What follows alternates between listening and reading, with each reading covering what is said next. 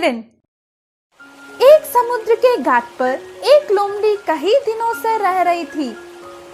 वह सभी जगह घूमने पर भी उसे अच्छा खाना ना मिलकर बहुत दिन हो गए थे। एक दिन वह लोमड़ी अच्छा मांस के लिए एक पास के जंगल में गई थी। उस जंगल में वह बहुत घूमी थी। आखिरकार में लोमड़ी को एक हिरन मिला। उसे अपने होशियारी से भोजन बनाने के लिए सोचने लगी। इतने में ही वह हिरन लोमड़ी के पास आकर कहने लगी, दोस्त, मैं आपको कभी भी इस जंगल में नहीं देखी थी और तुम कहाँ रहते हो? ऐसे बेगुनाही से पूछी। इधर मेरे वाले कोई भी नहीं है, इसलिए मैं पास के समुद्र के घाट में रहता हूँ। ऐसे लोमड़ी ने जवाब दिया। क्या समुद्री घाट?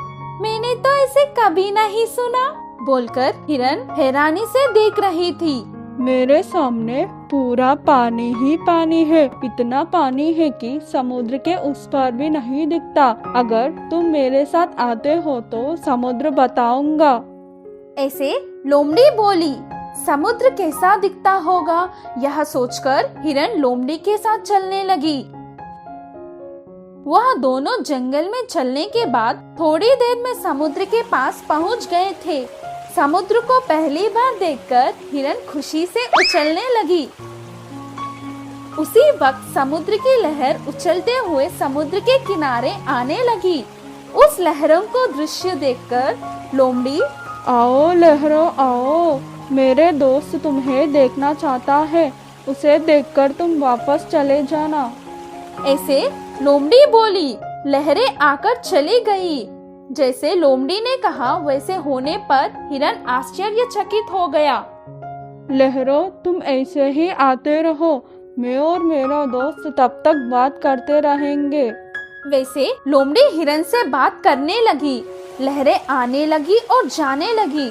लोमड़ी और हिरन बहुत देर तक बात करने लगे। थोड़ी देर बाद हिरन, तुम्हारे अधिकार में रहने वाले समुद्र को देखकर मुझे बहुत खुशी मिली।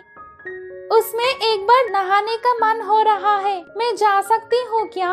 वैसे पूछने लगी हिरन। उसी समय का इंतजार करते हुए लोमड़ी जाने के लिए बोली। समुद्र में हिरन जाने लगी। थोड़ी देर गई कि नहीं, एक बड़ा सा लहर हिरन को डुबा लेकर गई और हिरन उस लहरों के वजह से सांस न ले पाई। इसी वजह से हिरन समुद्र के किनारे पड़कर मर गई।